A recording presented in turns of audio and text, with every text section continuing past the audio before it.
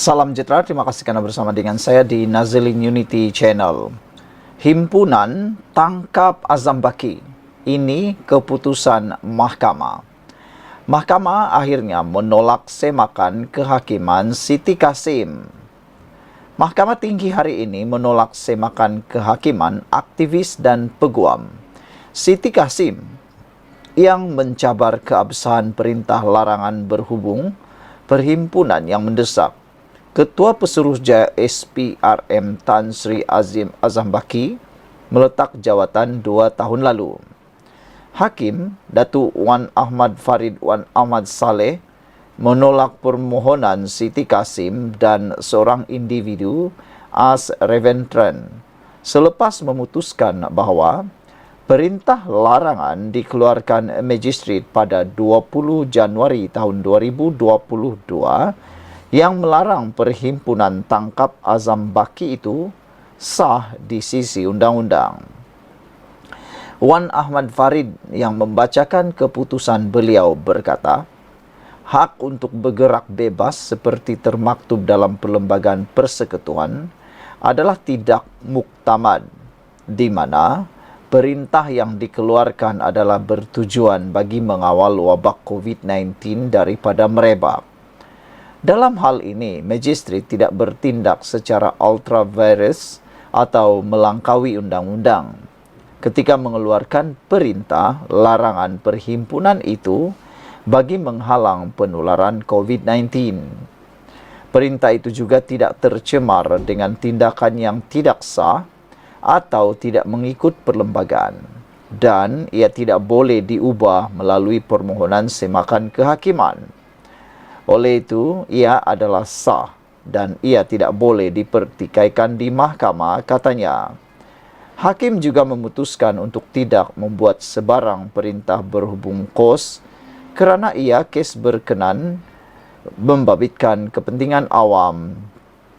Siti dan Reventran selaku pemohon memfailkan semakan kehakiman itu dengan menamakan Ketua Polis Daerah Dang Wangi Nur Dalhan Yahya, Timbalan Ketua Polis Daerah Dang Wangi Deputi Superintendent Muhammad Faizal Muhammad Amir, Ketua Polis Negara, Peguam Negara dan Kerajaan Malaysia selaku responden. Pada mulanya, Mahkamah Tinggi menolak permohonan kedua-dua pemohon itu untuk mendapatkan kebenaran bagi memulakan semakan kehakiman berkenan. Bagaimanapun, pada Mei tahun lalu, Mahkamah Rayuan membenarkan rayuan mereka dan mengarahkan ia dikembalikan semula ke Mahkamah Tinggi untuk pendengaran merit semakan kehakiman. Dalam permohonan semakan kehakiman berkenan, Siti dan Reventran menuntut ganti rugi teruk atau teladan atas dakwaan, pencabulan hak asasi kebebasan bergerak, bersuara dan hak untuk berhimpun. Siti turut memohon ganti rugi kerana terpaksa menanggung malu, mengalami tekanan dan menanggung kekejangan kaki yang teruk selepas terpaksa berjalan daripada lorong Medan Tuanku ke lokasi perhimpunan baharu di Bangsar selepas pihak polis melakukan sekatan di lokasi asal perhimpunan. Saudara-saudara sekalian, itulah dia keputusan hari ini, yaitu Mahkamah menolak semakan kehakiman Siti Kasim untuk himpunan tangkap Azam Baki. Sekian untuk kali ini, jangan lupa tinggalkan komen Anda, tekan butang subscribe. Kita jumpa lagi. Salam sejahtera, terima kasih kerana bersama dengan saya di Nazilin Unity Channel. Percayalah bahawa kerajaan yang ada sekarang ini adalah kerajaan yang terbaik buat masa ini. Apapun yang dikatakan oleh pembangkang, semuanya itu hanyalah semata-mata untuk mau meraih sokongan Anda. Ini adalah 14 berita terbaik ekonomi madani sepanjang bulan ini.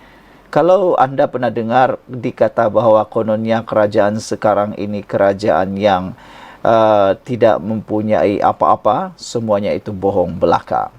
Bayangkan untuk bulan ini sahaja, ini 14 berita terbaik berkait ekonomi kerajaan madani.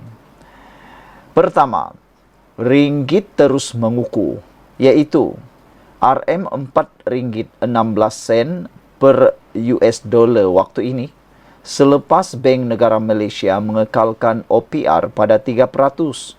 Ini berpotensi mengurangkan jurang kadar faedah antara Amerika Syarikat dan Malaysia sekiranya FED menurunkan kadar faedah bulan ini.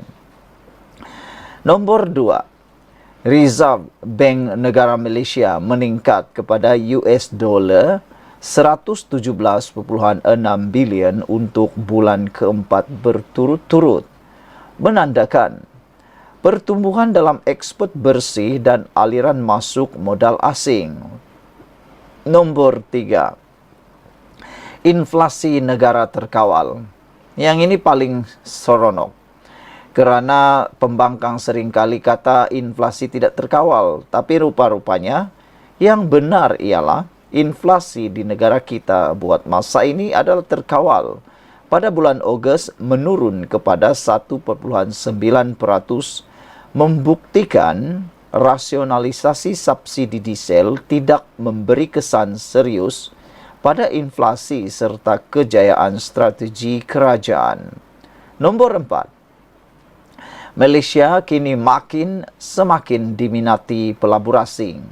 Selama 6 minggu berturut-turut, pelabur asing terus menjadi pembeli bersih dalam pasaran saham Malaysia, disokong oleh prestasi ekspor negara yang semakin memberangsangkan.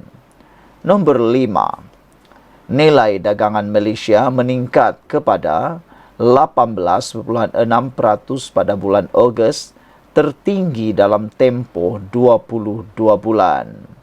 Nombor 6, aliran masuk pelabur asing Bursa Malaysia mencatat aliran masuk bersih pelabur asing sebanyak 798.3 juta ringgit Malaysia untuk minggu keempat berturut-turut, meskipun pasaran serantau tidak menentu. Nombor 7, penyeludupan diesel berjaya dikekang di Kelantan, kini menurun sebanyak 95%, kata KPDN. Wah, yang ini paling bagus. Dengan adanya penyasaran diesel, subsidi diesel bersasar, maka akhirnya penyeludupan diesel berjaya dikurangkan sehingga 95%. Itulah strategi yang terbaik. Nombor 8, pelaburan asing terus meningkat dengan jumlah yang diluluskan setakat separuh pertama tahun 2024 ialah 160 bilion ringgit Malaysia, meningkat 18% berbanding tempoh yang sama pada tahun 2023. Nombor 9, tertinggi dalam 8 tahun, pembelian bersih pelabur asing mencapai 1.5 bilion ringgit Malaysia di pasaran saham minggu awal September dan akhir Oktober. Nombor 10, status negara berpendapatan tinggi Malaysia semakin hampir mencapai status negara berpendapatan tinggi, kata menurut OECD. Nombor 11, harga getah dijangka naik kerana pengeluaran dari China dan India tidak mampu menampung permintaan global. Nombor 12, prestasi ringgit cemerlang sepanjang Julai tahun 2024 meningkat sebanyak 2.5% berbanding US dollar, manakala mata wang Singapura dollar, baht dan rupiah hanya naik purata 1% sahaja. Nombor 13, pertumbuhan ekonomi menakjubkan, dijangka mampu mencapai lebih 5% pada tahun 2024 menurut MD Hong Leong Bank. Ini dianggap menakjubkan memandangkan hutang kerajaan tidak meningkat secara mendadak. Dan yang terakhir, ke-14, Bursa Malaysia melonjak. FBM KLCI mencapai paras tertinggi dalam tempoh 4 tahun, melepasi 1,670 mata pada 26 Ogos yang lalu. Kredit Nazri Hamdan dipetik daripada Harapan Daily, disusun oleh Ahmad Mursi. Sekian dulu untuk kali ini. Jangan lupa share video ini. Kita jumpa lagi. Berikan komen Anda. Salam sejahtera. Terima kasih kerana bersama dengan saya di Nazilin Unity Channel. Isu hangat hari ini ialah kalau ketagih sangat, bubarlah Dun Kelantan. Wow. Beranikah PAS bubar Dun Kelantan, Dewan Undangan Negeri Kelantan dalam masa yang terdekat kalau betul-betul sudah ketagih sangat? Pemimpin UMNO membidas Ketua Penerangan Bersatu Razali Idris kerana terus menggesa Perdana Menteri Anwar Ibrahim membubarkan Parlimen. Inilah yang dikatakan tindakan paling tidak bertanggungjawab. Negara sekarang dalam arah ataupun aliran yang sangat baik menuju kepada pemulihan. Bahkan negara sekarang berada dalam ambang yang paling maju sejak pasca COVID-19. Bahkan nilai mata wang ringgit Malaysia sekarang jauh lebih baik berbanding hari-hari yang dahulu.